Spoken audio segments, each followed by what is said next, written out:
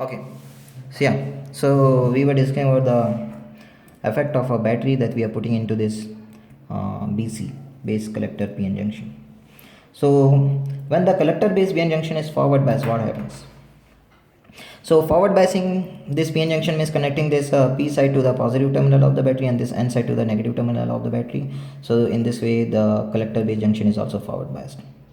Now this is also a forward bias, isn't it? So this PN junction is forward bias means what will happen?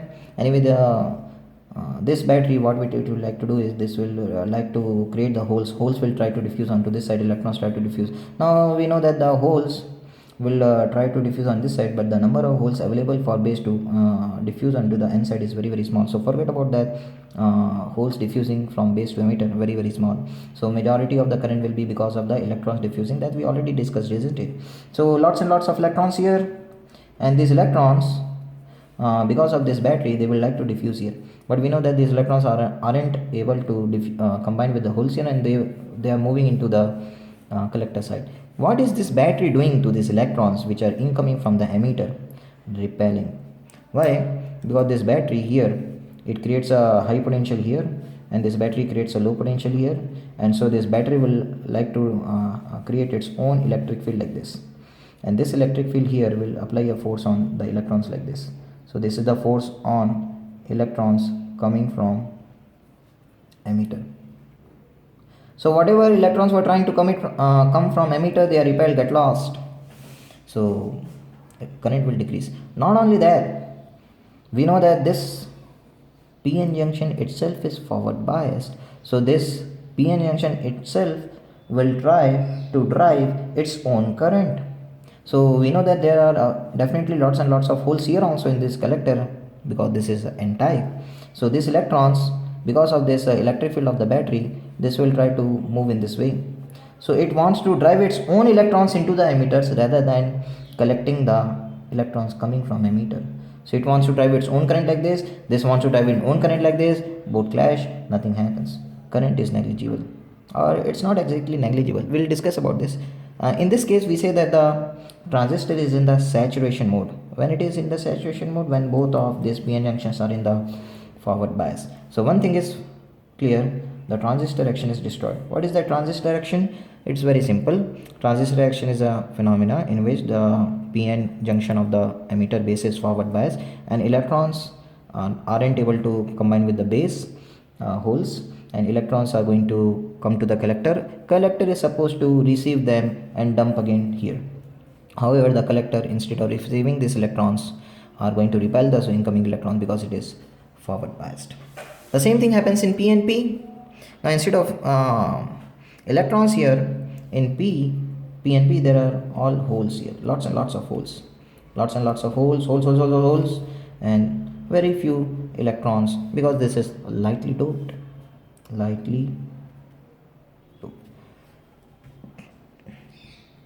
So what will the holes try to do? Holes will try to diffuse, isn't it? There will be a forward current like this, PN junction forward bias. So forward bias current clockwise. So lots and lots of holes would like to diffuse. These holes which are coming from the emitter, some of them, very few in number, will combine with the electrons here, and remaining holes will pass on to this P side. And what is this collector supposed to do? It is supposed to collect the holes coming from emitter here and dump them like this. But what is this battery doing? This battery is first of all forward biasing this base collector PN junction, because this P type is connected to positive terminal and N type is connected to the negative terminal. So it is a forward biased, and this forward bias creates an electric field like this, isn't it? This is the direction of electric field which is created by this battery here, from this high potential to this low potential. This is V high, this is V low, and this will create a electric field of its own from high to low potential, and it will this electric field will repel these positively charged holes which are coming from the emitter to the collector. So again, and holes are repelled and go back, you rascals, like that, and then it will try to drive its own holes into the emitter rather than receiving the holes from the emitter. So again, the transistor action is destroyed. So not very good thing to do, isn't it, to forward bias this PN junction? Don't do that. But what about the reverse biasing condition? Okay, so couple of points. You can read them if you want by pausing the video. So I will be going further with the explanation. Yeah. So reverse bias. So reverse bias means this base collector PN junction. This base collector PN junction is reverse bias. That means P type is connected to negative terminal and N type is connected to the positive terminal.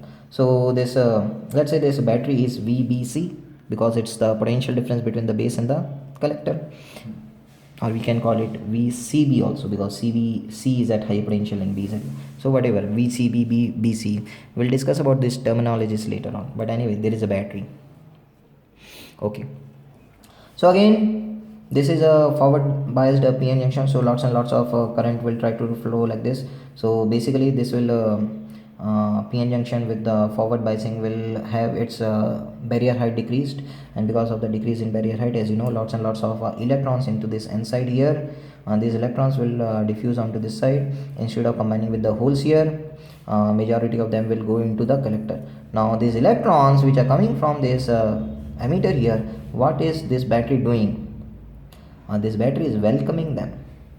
It's sucking them actually, because the electric field of this battery is from right to left like this. So force on the electrons will be like this. So these electrons are sucked in, come like that.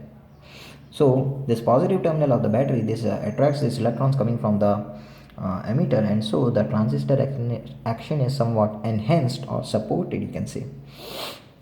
So reverse bias helps. So reverse biasing the base collector PN junction is going to enhance the transistor action. This is very important.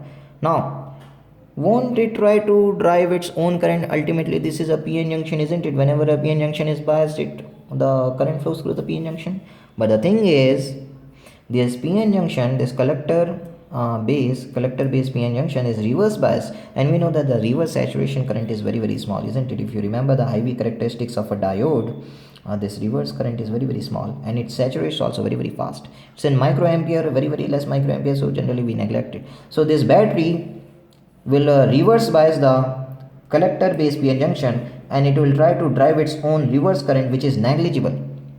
So most of the time we ignore it. So it will not try to drive its own current, or it will try to drive its own current which is very small, and what it will do is it will just welcome the electrons which are coming from the emitter. So the transistor action is enhanced. So it is not doing anything of its own, it is simply taking the electrons coming from emitter and then putting them, these electrons are put like this, because of which the current is like this.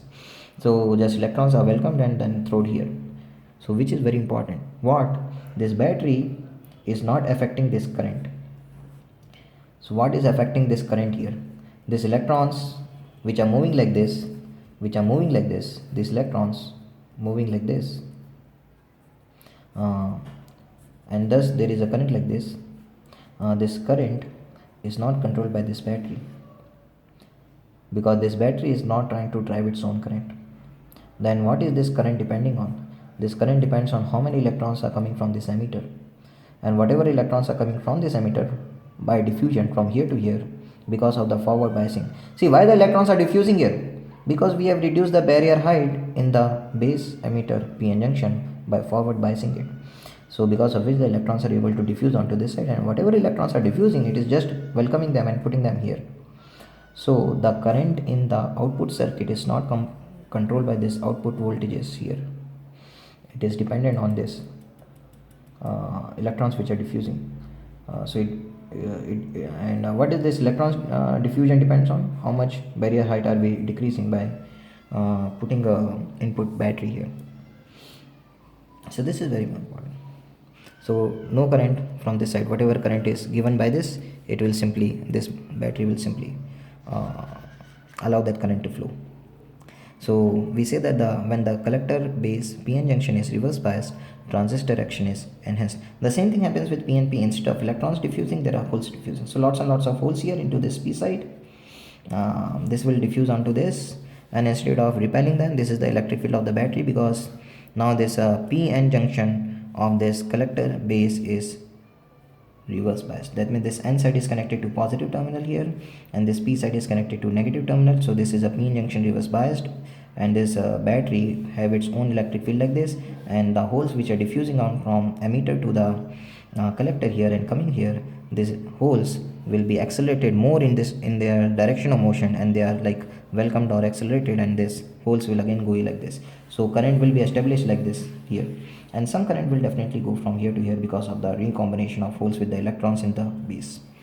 So some holes go like this, majority of the holes go like this, and this to combine and put here. And again this current here, this IC is not controlled by this battery, because this battery can't change the number of holes which are coming from this, because the number of holes which are coming from here to here depends on how much is the barrier height decrease here, and the amount of barrier height decrease here in this PN junction depends on how much forward voltage we have applied across the base and emitter. So everything is controlled by this battery. Okay, so far so good, I guess. Now what if we don't bias? No biasing here in the collector base PN junction. Just keep it neutral. Just short circuit it.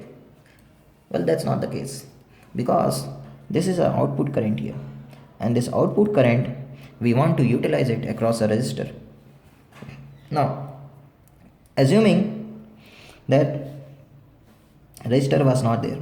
If the resistor was not there, then we know that this is lots and lots of holes will diffuse onto this side, and these holes will come here like this, and that's it.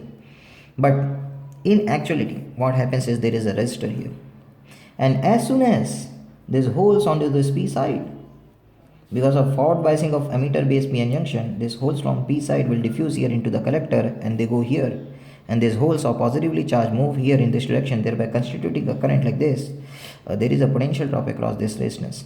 As soon as there is a potential drop across this resistance, and the current flows from high potential to low potential, so this is a high potential, this is low potential, so high potential P side and low potential here N side, so immediately what will happen is this collector base PN junction will become forward bias, and once it becomes forward bias, there will be electric field which is set up, and once this electric field is set up, it will further inhibit, oppose, restrict the holes coming from the emitter. So PN junction is destroyed because of the forward biasing which is created because of this resistance. As soon as the current flows, forward bias. Same thing happens with NPN transistor also. So in case of NPN transistor, this is the base and this is the emitter. So base is P connected to positive terminal because of forward biasing, and N emitter connected to negative terminal, and because of the barrier height reduction, again the electrons will try to diffuse onto this side. So electrons going here, and electrons are supposed to come like this. So if the electrons are supposed to come like this, the current will flow like this, and as soon as the current flows like this, there is a high potential here and there is a low potential here. So this becomes high potential connected to P side, and this is N side connected to a negative terminal here. Again this PN junction becomes forward bias, and as soon as we know that this base collector PN junction becomes forward bias, the transistor action is destroyed. So as soon as the current will flow, transistor action is destroyed, that's it, gone. So we can't simply put a resistor here and assume the transistor action to take place. That means control this current by this. That's not possible. So what we should do? We should make sure that despite the fact that there is a current flowing into this output circuit, thereby creating a potential difference across the base across the base collector PN junction, the PN junction is still not forward biased. So what do we do? What do we do is put a battery. So talking about the PNP type, in which the lots and lots of holes here, they are diffusing onto this side. So holes here, and these holes come here like this, and these holes while coming here, these holes are positively charged. So current IC is like this. So this is the current IC combining with IB becoming IE. So this IC going here. So as soon as the IC goes here, so this is positive and this is negative. So this P side connected to positive, N side connected to negative. Not yet. Why? Because see, what we want is that as we go from P side to N side, potential should increase or decrease in case of reverse biasing. In case of reverse biasing, we know that P side should be at low potential and N side should be at high potential. That means while going from P side to N side, we should get a increase in potential. But as we go from P side to N side through this resistance, the potential is decreasing. So what we should do is we should add another battery here, and this battery should be connected like this, so that it will overcompensate the decrease in voltage here and it will increase the voltage here. So from here to here it is minus RC RL. This is called the RC, which is the resistance on the collector side. Sometimes it is also called the RL, which means the load resistance. So from here to here the potential changes minus ICRC, and then from here to here it is plus VC. So overall change in potential is VCC minus ICRC. So VCC minus ICRC is the total potential change as we go from here to here, and it better be positive because we are going to N side, and in case of reverse bias, N side should have higher potential, so there should be increase in potential. So the total change in potential should be greater than 0, which means VCC should be greater than ICRC for collector base PN junction to remain reverse biased. I hope that is fine. So the same thing in case of Npn transistor. Well, there are certain terminologies that we follow while defining the EMF of the battery as VBB. Sometimes you might have known that it is like VBB, sometimes it is VBB, sometimes it is VCE, sometimes it is VCC. So what is done is, see, if this is a PNP transistor, PNP, let's talk about it. If we connect this battery directly to the emitter and base, so the EMF of the battery will directly go into the emitter base. So this EMF of the battery will also represent the potential difference between the emitter and base, so we call it VEB. Now in case of NPN transistor, we call this battery as VBE. Why? Because the base is P side, so it's at high potential, and the emitter is N side, N type, so it is at low potential. So this battery's EMF is directly the potential difference between the emitter and the base, and that's why we call this battery EMF to be the VBE, which is also the potential difference across the base and emitter. But what if we put a resistance here apart from this battery? What if we put also a resistor here? So when we put a resistor here, then the total EMF of the battery is not completely dropped across this emitter and base, but some part of the potential difference EMF of the battery is dissipated or dropped across this potential drop across the resistor, external resistor. So the entire EMF is not coming across emitter base, so the potential difference across the base and emitter is not exactly equal to the EMF of the battery. So we don't write this EMF of the battery as VBE, but we write this EMF of the battery as VBB. Now the same thing is done in the output side also. So if you see this, so for example, if we apply a battery directly like this, so this is, let's say, P and P, and we put the battery like this. If we put the battery directly across the emitter and collector, then this battery EMF is also the potential difference between the emitter and collector, and so we say this battery EMF is VEC.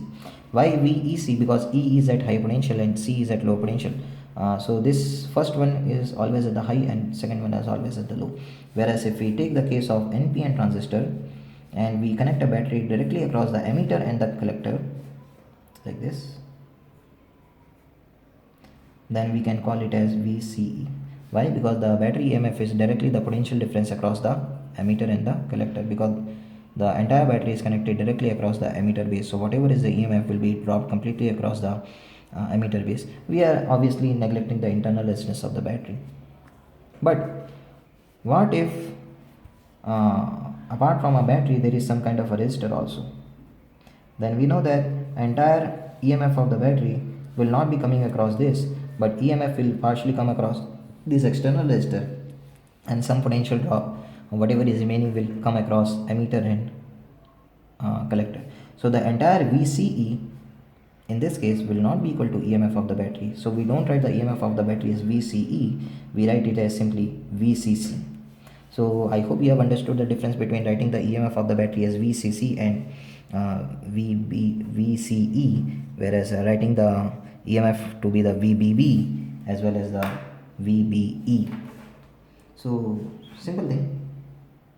So moving on now. So I'll show you in the NCERT textbook where the batteries have been made in case of transistors. And let's just check it. So here is the NCERT, and let me just take out the transistors part here. Okay, yeah.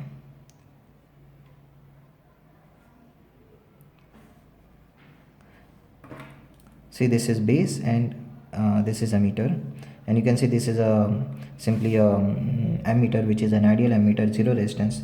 So whatever is the potential difference across the base and emitter, that will be this. So this is called VBE, whereas the entire potential drop across the base and emitter is not coming from this battery, so we are calling it as VBB, because some voltage VBB of the battery will be dissipated across this external resistance, and remaining potential difference will be coming across base and emitter. So the circuit consists of what? This battery, resistor, and this base emitter PN junction. So this is what is the total circuit. So in the total circuit, whatever is the EMF of the battery, partially it is dropped across this, partially it is dropped across base emitter. So that's why it is called as VBB. Whereas this is a voltmeter. I don't know why arrow is shown, but this is a voltmeter which is directly measuring the potential difference between this base side and the emitter side. So voltmeter reading is VBE and this battery is VBB. Somewhere else it might be written here. Let me just check. Okay, here.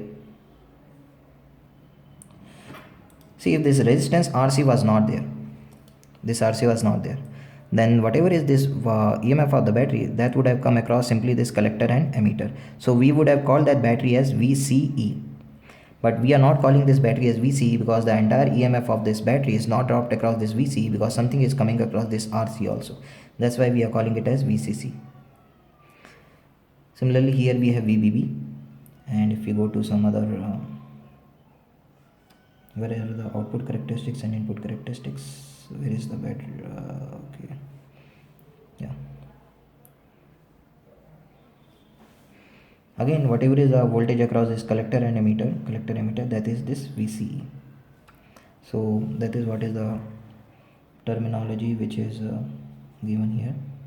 Let me just check this. Okay, it's all the same thing, and I guess this is it. So moving on.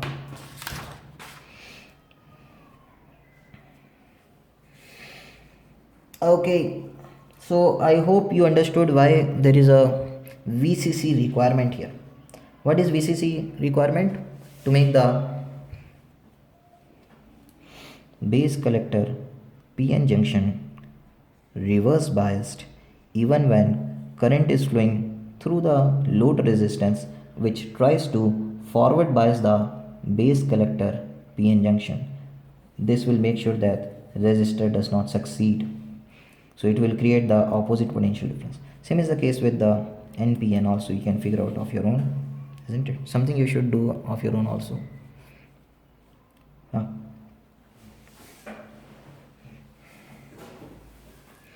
So on increasing this VBE, what happens? There is a potential drop across E and B that will decrease the barrier height. So this is P side, so holes will be diffusing from here to here, current will be passing like this. So what are we controlling is this current, the collector current, by changing this base emitter voltage.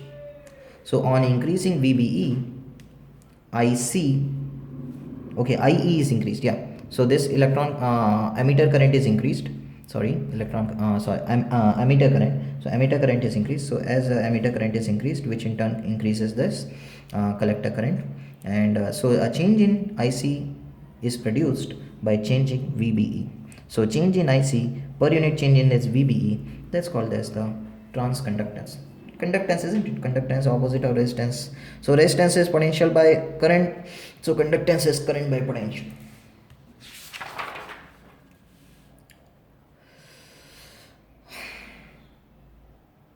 Now, so far what we have done is discuss the common base configuration. This common base configuration is important in understanding the transistor action. Now, why it is called common base configuration? Because base terminal is common in both the input circuit and the output circuit. So this is called the input circuit, in which this is the input and here we get the output. So this is input. Input consists of base and emitter, and this output consists of base and collector. So base is common base. What about here?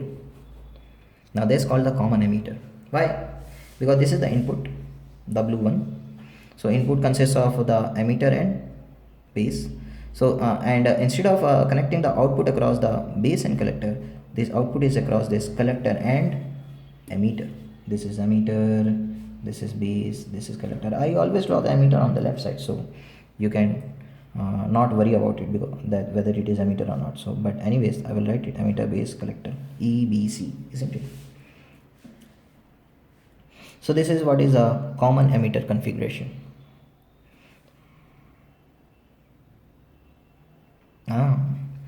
Now previously this VCC minus ICRL, this VCC minus ICRL was signifying what? It was signifying VCB or VBC. See, when do we write VCB and when do we write VBC? We write VBC when B potential is greater than C potential, so it will be VBC when VB is greater than VC. This is the terminology which I follow always to avoid the confusion. Always write the alphabet having higher potential to be on the first, isn't it? So B means BC means B is at high potential, and CB means C is at high potential. In case of reverse biasing of PNP, base will be at high potential, so we will write it as VBC. In case of NPN reverse biased, so reverse bias means collector will be at high potential, base will be at low potential. Collector high means we will write it as VCB. Always the first one will be having the high potential. Yeah. So as I was saying, this VCC minus ICRC, this VCC minus ICRC in case of common base was VCB or VBC depending on PNP or NPN. But anyway, this VBC was equal to VCC minus ICRC. Now here also there is a RC and this is IC. So there is a potential of ICRC, there is a potential rise VCC. So overall potential change when we go from collector to emitter. So the total potential change as we go from collector to emitter is VCC minus ICRC. Now this VCC minus ICRC is not the potential difference across base and collector anymore. In fact, it is a potential drop across the collector and emitter. So it represents this total potential change, which can be written as the potential change from emitter to base plus potential change from base to collector. Yeah, so that's what is written over here.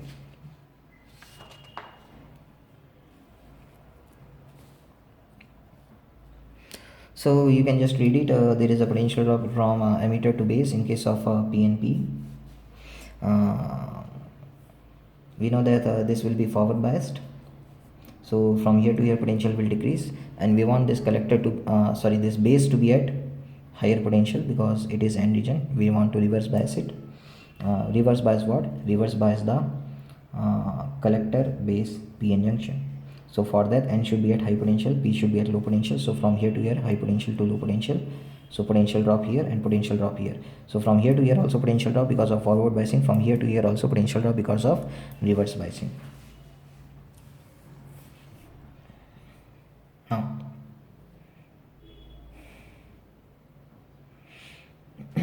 Now what is the total potential drop as we go from here to here? It is the potential drop across emitter to base VEB, and the potential drop across base to collector, which is written as VBC, and both should be greater than 0. What is VCE? VCE is a potential drop across the entire thing, which means from emitter to collector, this full thing. So from emitter to collector, VEC is equal to from emitter to base plus from base to emitter, which can be written as VEB, and this can be written as VBC. So what is this VCE? The total potential change from collector to emitter. It is equal to, so we can put some Kirchhoff's law here. Yeah, so that's what is written over here. Can you see this?